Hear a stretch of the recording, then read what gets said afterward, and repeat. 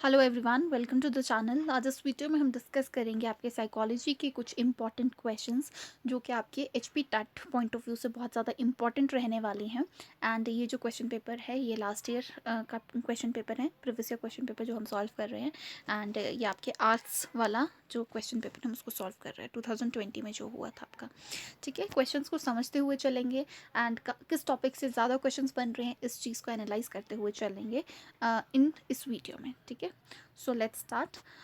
तो आपका first question है, psychology first lost its soul then its mind and then it lost its consciousness, it still has behaviour of a kind was stated by. See, ये जो statement है ये psychology की एक पूरी जर्नी बताई है। एंड ये वाली जो आपका रहता है इंट्रोडक्शन रहती है आपकी साइकोलॉजी की, जहाँ से आपको पता है कि आपके 1590 में जो आपके रुडोल्फ गोकल थे उन्होंने वर्ड साइकोलॉजी को इंट्रोड्यूस किया था। उसके बाद इस पर रिसर्च स्टार्ट हुई थी। तो आपके 16th सेंचुरी में ये बोला गया था, अरिस्टोटल और आपके डिकार्टे, प्लूटो द्वारा ये बोला गया था कि जो आपका साइकोलॉजी होती है वो स्टडी ऑफ सोल होती है। फिर उसके बाद 17th सेंचुरी में अलग लोग आए। फिर उसमें आप बोल सकते हो पंपनॉजी आए, उन्होंने ये बोला कि वो तो साइकोलॉजी क्या होती है, वो तो माइंड है। ठीक है, आपकी स्टडी ऑफ माइंड है वो। ठीक है, फिर उसके बाद आपके 18th या 19th सेंचुरी में हम बोल सकते हैं आपके नेक्स्ट आए, जो कि आपके आए बोल सकते हैं आपके वाटसन, बोरिंग, देन योर नहीं वाटसन, जेम्स, एडवर्ड टिचनर वगैरह 19th सेंचुरी में जो आए उन्होंने बोला ये कॉन्शियसनेस की स्टडी है। ठीक है, एडवर्ड टिचनर कौन थे आपके जो विलियम वुंट के स्टूडेंट थे। विलियम वुंट आपको पता ही होगा, साइकोलॉजी के फादर जिन्हें बोला जाता है। ठीक है, तो फिर आपके ये आया, उन्होंने बोला कॉन्शियसनेस है। फिर आपके जो 20th सेंचुरी वाले आए आपके वाटसन, बी एफ स्किनर, जो आपके बिहेवियरिस्ट है जिसको हम मेनली बोल सकते हैं, उन्होंने बोला नहीं, साइकोलॉजी क्या है, स्टडी ऑफ बिहेवियर है। ठीक है, तो एक पूरी जर्नी रहती है साइकोलॉजी की। वो क्या किया वुडवर्थ ने, ठीक है, वुडवर्थ ने दी थी ये स्टेटमेंट। तो इस पूरी जर्नी को वुडवर्थ ने क्या किया, एक स्टेटमेंट के फॉर्म में फ्रेम कर दिया। तो ठीक है, ये जो पूरा सेंटेंस है ये एक जर्नी है आपकी साइकोलॉजी की, जो कि आपकी सोल से स्टार्ट होकर आपके बिहेवियर पर आके ख़त्म हो जाती है। तो इसमें जो आपका करेक्ट आंसर रहेगा वो सी, वुडवर्थ रहने वाला है। नेक्स्ट है आपका पियाजे call the period of infancy as the. तो आपको पता है पियाजे की जो थ्योरी है बहुत ज़्यादा इंपॉर्टेंट थ्योरी है, जिसमें उन्होंने 4 जो आपकी स्टेजेस है उनके बारे में डिस्कस किया था। चारों आपको लाइन में दी है, sensory motor stage, pre operational stage, concrete operational stage, formal operational stage. तो सेंसरी मोटर स्टेज आपकी, चलो ठीक है, पहले तो आपको इन्फेंसी पीरियड के बारे में पता होना चाहिए। उसके बारे में आपको ये पता होना चाहिए कि आपकी स्टेजेस ऑफ डेवलपमेंट जो होती है, आपके प्री नेटल पीरियड होता है, फिर आपके इन्फेंसी होती है, फिर आपका चाइल्डहुड होता है, चाइल्डहुड आपका अर्ली एंड लेट में डिवाइडेड है, फिर आपका एडोलसेंस होता है। तो आपको ये चीज़ पता होनी चाहिए। और उसी हिसाब से जो आपके हैं प्याजे ने प्री नेटल पीरियड को छोड़ते हुए चारों जो स्टेजेस है उसको एक महत्व दिया है, एक इम्पॉर्टेंस दी है। आपके जो जैसे सेंसरी मोटर स्टेज जो है ये आपकी इन्फेंसी स्टेज को बोला गया है। क्यों? क्योंकि हम अगर आप पढ़ोगे इन्फेंसी के बारे में तो इन्फेंसी की एक करेक्टरिस्टिक वैल्यू ये रहती है स्टेज की कि बच्चा अपने सेंसेस से सीखता है। एंड इधर उस टाइम उसके ग्रॉस मोटर जो स्किल्स रहती है या डेवलपमेंट रहती है। ठीक है, ग्रॉस मतलब उसके मसल्स जो है, लार्ज मसल्स जो है वो डेवलप होने लग जाते हैं इस वाले में, इस इन्फेंसी में। ठीक है, जैसे बच्चा पहले चलना सीखता है, ठीक है, या उठना सीखता है, बैठना सीखता है, वो उसमें क्या होता है, लार्ज मसल्स का यूज़ होता है। तो आपकी इन्फेंसी स्टेज में क्या रहता है, सेंसरी मोटर जो है आपके सेंसेस के थ्रू अपने मोटर्स को, जो आपके ये मसल्स है इनको कोऑर्डिनेट करता है बच्चा फर्स्ट इन्फेंसी स्टेज में। ठीक है, ये चीज़ आपको पता होनी चाहिए। तो आप देख सकते हो आपकी जो प्याजे की थ्योरी है बहुत ज़्यादा इंपॉर्टेंट थ्योरी है, इसको आप कभी भी छोड़ नहीं सकते हो।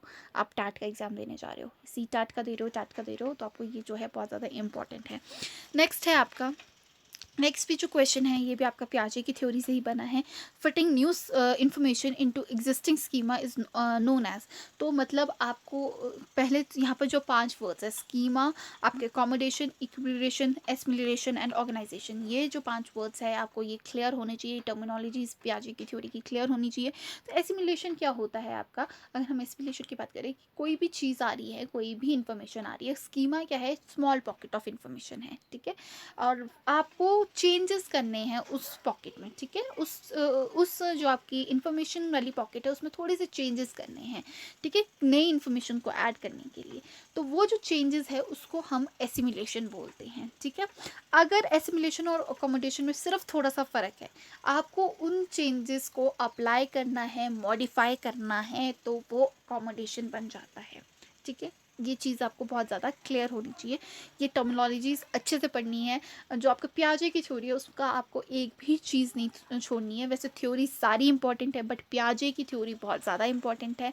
एंड आपको पता है मैक्सिमम आप क्या कर सकते हो, एनालाइज कर सकते हो प्रीवियस ईयर क्वेश्चन पेपर से कि किस थ्योरी से बहुत ज़्यादा क्वेश्चन पूछे जाते हैं। तो आपके पियाजे, वाइकोत्सी हो गया, मॉरल डेवलपमेंट की आपकी थ्योरी होगी, देन आपकी सोशल जो आपके साइकोसेक्शुअल जो आपकी थ्योरी है वो होगी आपकी, देन आपकी जो आपका ये वाली जो आपकी थ्योरीज रहती है, रिकर्सन की जो थ्योरी रहती है आपकी बहुत ज़्यादा इंपॉर्टेंट, जो ट्रायल एंड एरर थ्योरी होगी, देन आपके क्लासिकल कंडीशनिंग वाली थ्योरी, ये सारी जो थ्योरीज है बहुत ज़्यादा इंपॉर्टेंट है। आपको क्या कर लेना चाहिए, सारी थ्योरीज लिख के उनके साइकोलॉजिस्ट के नाम लिख लेनी चाहिए, बहुत ज़्यादा आपको हेल्पफुल रहने वाले हैं, क्योंकि यहाँ से आपके साइकोलॉजिस्ट का नाम पूछ लिया जाता है कई बार आपके जो साइकोलॉजिस्ट का नाम दिया होता है और आपको थ्योरी का नाम बताना होता है। तो ये सारी आपको छोटी छोटी टिप्स हैं पेपर के लिए, ठीक है। एक मार्क्स बहुत सब्जेक्ट बहुत इजी है, बस आपको इंटरेस्टिंग बनाना होगा सब्जेक्ट को। Next, according to Vygotsky learning can not be separated from. तो वाइकोत्सी के हिसाब से लर्निंग किस चीज़ से सेपरेट नहीं हो सकती, रीइंफोर्समेंट से।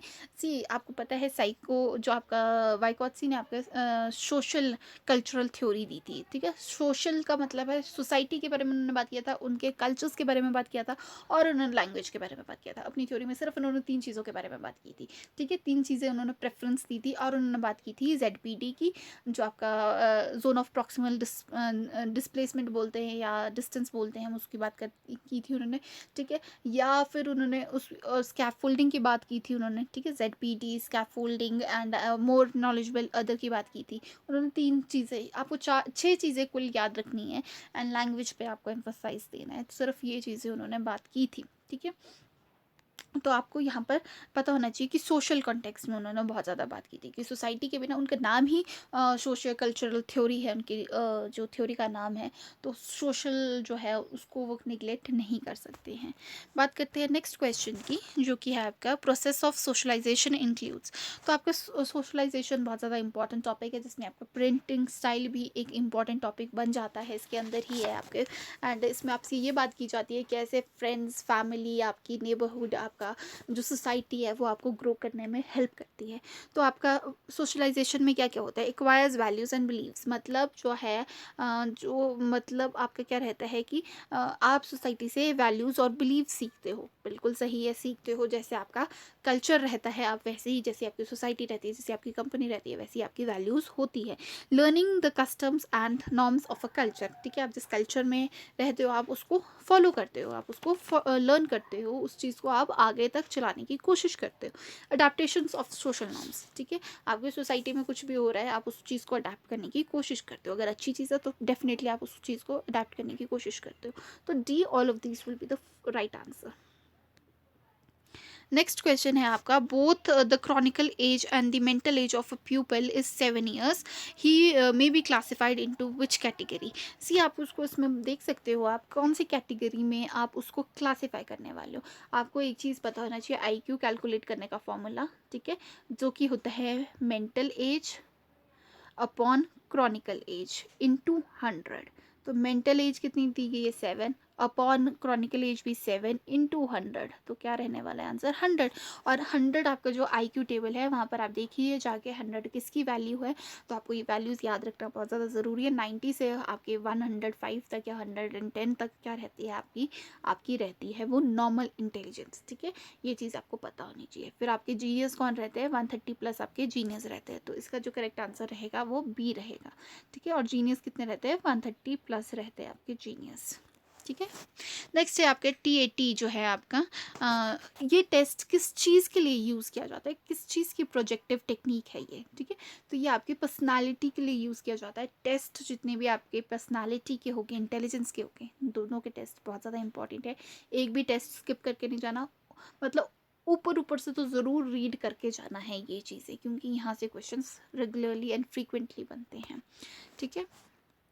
नेक्स्ट है individual difference are found in. Individual difference किस चीज़ में फाउंड होता है? इंटेलिजेंस में। डेफिनेटली किसी का आईक्यू लेवल हाई होता है, किसी का आईक्यू लेवल लो होता है, and even even in this siblings also this individual difference could be seen. ठीक है, फिर आपका एटीट्यूड में भी होता है, सबका अपना अपना एटीट्यूड रहता है। जेंडर डिफरेंस तो ऑब्वियसली रहता है, तो D all of the following will be the, या all of the above will be the correct answer. Next बात करते हैं 9th क्वेश्चन की। Concept learn by a student in science class is used by her in social science class. This type of, तो ये किस type की learning होती है? इस टाइप की आपके पॉजिटिव ट्रांसफर लर्निंग बोलते हैं इस चीज़ को, कि बच्चा एक चीज़ को दूसरी जगह रिलेट कर रहा है, तो वो क्या है? Positive transfer learning. सी आपको लर्निंग भी बहुत अच्छा, बहुत इंपॉर्टेंट एंड अच्छा टॉपिक है। मेमोरी से भी बहुत ज़्यादा क्वेश्चंस बनते हैं आपके।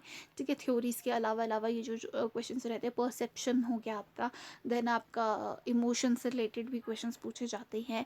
फिर आपकी थ्योरीज तो आपको पता ही सारी करनी ही है, और आपके यही सारे इंपॉर्टेंट टॉपिक्स रहते हैं। ठीक है, नेक्स्ट है आपका which one of the following is a characteristic of a gifted learner. तो गिफ्टेड लर्नर का क्या एक आपको मुख्य बिंदु हम बोल सकते हैं कि मिल सकता है, कि he gets aggressive and frustrated? नहीं, ऐसा ज़रूरी तो नहीं है। अगर आप गिफ्टेड लर्नर को एक अच्छा एटमोसफेयर दे रहे हो, तो क्यों एग्रेसिव होगा, क्यों फ्रस्ट्रेटेड होगा? बट अगर आप उस बच्चे को निगलेक्ट कर रहे हो क्लास में, कि तुझे तो सब कुछ आता है, ठीक है, ये करके आप बोल रहे हो बच्चे को तुझे तो किसी की ज़रूरत नहीं है, यू आर गिफ्टेड पर्सन और आपको तो सब कुछ आता है, तो आप उसको ये करके कुछ नहीं पढ़ा रहे हो, तो वो एग्रेसिव एंड फ्रस्ट्रेटेड हो सकता है, या बच्चे उसको अपने साथ नहीं बिठाते, ये चीज़ें रीज़न रह सकती है। बट ये कोई करेक्टरिस्टिक नहीं है, ये सिचुएशन टेम्परमेंटल जो सिचुएशंस हैं, टेम्पररी सिचुएशंस रहेगी ये। He can feel understimulated and bored if the class activities are not challenging enough। मतलब ये ज़रूर है कि अगर आप क्लास को बहुत बोरिंग बना दोगे, ठीक है, आप बच्चों नॉर्मल बच्चों की तरह उसको ट्रीट करोगे, तो उसके लिए बहुत बोरिंग बन जाएगी क्लास। सी आपको हर एक बच्चे को क्लास में जो है साथ लेके चलना होगा। So you have to make that child also feel comfortable. आपको उसके लिए अलग से क्वेश्चंस प्रिपेयर कर सकते हो कुछ, ठीक है, उसको अलग से टास्क दे सकते हो आप, ताकि वो बच्चा भी बोर ना हो, उसका भी जैसे और बच्चे वर्कआउट कर रहे हैं, तो वो बच्चा भी वर्कआउट करे अपने कंसेप्ट्स पे। ठीक है, नेक्स्ट है the oldest method in psychology is.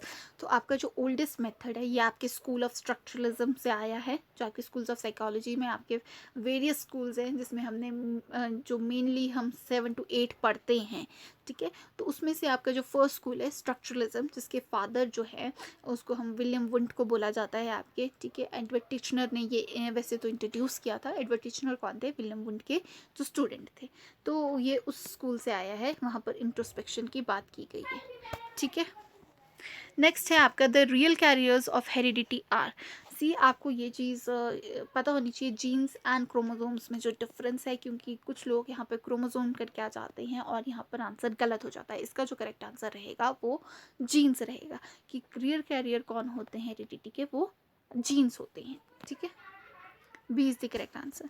Next है आपका the pace of development varies from one individual to another but it follows a dash pattern. तो आपका जो पेस रहती है डेवलपमेंट में, ये बोला गया है, वो तो आपका क्या रहता है? सेम रहता है एक इंडिविजुअल से दूसरे इंडिविजुअल में। ठीक है, ये सेम रहती है ये पेस, बट एक डेफिनेट सी, अब बच्चा पहले या तो बोल सकते हैं हम, जैसे बच्चा पहले क्या करता है, पहले जैसे बैठना सीखता है, ठीक है, बैठना सीखता है, उसके बाद वो क्रॉल करना सीखता है, फिर क्रॉल करने के बाद वो खड़ा होना सीखता है, सहारा लेता है, फिर खड़ा होता है वो बच्चा, और जब वो खड़ा हो जाता है उसके बाद वो चलना सीखता है। तो एक ऑर्डर है जिसमें ये चल रही है, ठीक है, बट ये जो पेस है ये डिफरेंट रहती है। कोई बच्चा 6 मंथ्स में बैठने लग जाता है, या 5 to 6 मंथ्स, हाँ जी, बैठने लग जाता है, फिर उसके बाद वो थोड़ा थोड़ा करके, ये हम बोल सकते हैं 1 साल से पहले वो चलने लग जाता है। बट कुछ बच्चे ऐसे होते हैं जो बहुत लेट चलते हैं, 1.5 साल में चलते हैं। ठीक है, ये जो पेस है वो डिफरेंट रहती है बच्चों में, बट ऑर्डर सेम रहता है। बच्चा पहले बैठेगा, फिर वो खड़ा होना सीखेगा, फिर वो थोड़ा थोड़ा चलना सीखेगा, या हम बोल सकते हैं पहले बैठेगा, फिर क्रॉल करेगा, फिर खड़ा होगा, फिर वो चलना सीखेगा। ये चीज़ आपको याद रखनी है कि पेस डिफरेंट हो सकती है, बट जो सीक्वेंस है और वो जो ऑर्डरली रहेगा, वो ऑर्डर चेंज नहीं होगा किसी भी बच्चे में। तो इसका जो करेक्ट आंसर रहेगा वो डी रहेगा। नेक्स्ट बात करते हैं which of the following statement is not correct about development. So C, development एक बहुत ज़्यादा इंपॉर्टेंट टॉपिक है, ग्रोथ एंड डेवलपमेंट छोड़ के मत जाना, बहुत ज़्यादा इंपॉर्टेंट क्वेश्चन है। ये क्वेश्चंस भी इंपॉर्टेंट है, ये टॉपिक भी बहुत ज़्यादा इंपॉर्टेंट है। Principle of development, stages of development, then आपका जो रहता है और क्या रहता है आपके टाइप्स ऑफ डेवलपमेंट, ये सारी चीज़ें जो है आपके कंसेप्ट बिल्डिंग जो है टॉपिक्स है, इसको छोड़ के मत जाना प्लीज़। ये टॉपिक्स जो है क्लियर करके जाना अपना। नेक्स्ट, इसमें जो आपको बताना है कौन सी स्टेटमेंट करेक्ट नहीं है। Each phase of development has its own hazards, मतलब अपनी अपनी प्रॉब्लम्स रहती है हर स्टेज पे। जब आप इनकी स्टेजेस पढ़ोगे तो आपको ये बहुत अच्छे से क्लियर हो जाएगा कि हाँ ज़रूर रहती है, हर स्टेज में प्रॉब्लम रहती है। जैसे कि आपके एडोलेसेंस में क्या होता है, बच्चा बहुत ज़्यादा स्ट्रेस में होता है, अपनी आइडेंटिटी क्राइसिस में होता है, ठीक है, ये बात की गई है यहाँ पर। ठीक है, नेक्स्ट है development is not aided by stimulation. Yes, ये चीज़ गलत है, ये चीज़ नहीं है। नेक्स्ट है development is affected by cultural change. हाँ, आपकी डेवलपमेंट जो है वो आपकी सोसाइटी के साथ, आपके कल्चर के साथ जो है वो चेंज होती रहेगी। पेस चेंज हो सकती, सिर्फ पेस चेंज होगी, ऑर्डर चेंज नहीं होगा, ये चीज़ आपको याद रखनी है। इंटर रिलेट करते रहिए तो आपको बहुत अच्छे से समझ आ जाएगा। नेक्स्ट है each phase of development has characteristic value behaviour. तो जैसे हम इन्फेंसी की बात करते हैं तो सेंसरी मोटर स्टेज बोला गया था, पियाजे ने सेंसरी मोटर स्टेज नाम दिया। तो उसमें आपको सेंसरी मोटर से क्या याद रखोगे, senses are teachers in infancy stage. ठीक है, फिर अगर हम बात करें जैसे चाइल्डहुड की, अर्ली चाइल्डहुड की हम बात करें तो वहाँ पर बच्चा बहुत ज़्यादा क्वेश्चनिंग करता है, तो क्वेश्चनिंग एज भी होगी। टॉय के साथ बहुत ज़्यादा खेलते हैं, टॉय एज भी उसे बोला गया। तो ये क्या है, करेक्टरिस्टिक बिहेवियर है पर्टिकुलर एज में। तो इसमें जो आपका करेक्ट आंसर रहेगा वो रहेगा आपका बी, कि ये गलत स्टेटमेंट है आपकी। आज का लास्ट क्वेश्चन है, the first book of psychology was written by. जो आपकी जो फर्स्ट बुक है साइकोलॉजी की, ये बहुत ज़्यादा इंपॉर्टेंट है। ये भी आपका जो आप स्कूल्स ऑफ साइकोलॉजी जो एक टॉपिक रहता है वहाँ पर ये कवर किया जाता है इस पार्ट को। ठीक है, तो आपका जो स्कूल ऑफ साइकोलॉजी में ये बताया गया है, तो आपकी फर्स्ट बुक जो है वो किसने लिखी थी, आपकी विलियम्स जेम्स ने लिखी थी ये। और विलियम जेम्स कौन है, आपके मॉडर्न साइकोलॉजी के फादर बोले जाते हैं, अमेरिकन साइकोलॉजी के फादर भी इन्हें ही बोला जाता है। तो B is the correct answer for this. ठीक है, सो आज की वीडियो में हम सिर्फ 15 क्वेश्चंस डिस्कस करने वाले हैं। आई होप आपको ये वीडियो यूजफुल लगी हो एंड आपको कंसेप्ट जो है थोड़े बहुत समझ आए होंगे, आपको क्वेश्चंस के पैटर्न समझ आया हो एंड आपको किस वे में तैयारी करनी है ये भी आपको पता लग गया होगा। सो नेक्स्ट वीडियो में हम नेक्स्ट 15 क्वेश्चंस डिस्कस करेंगे।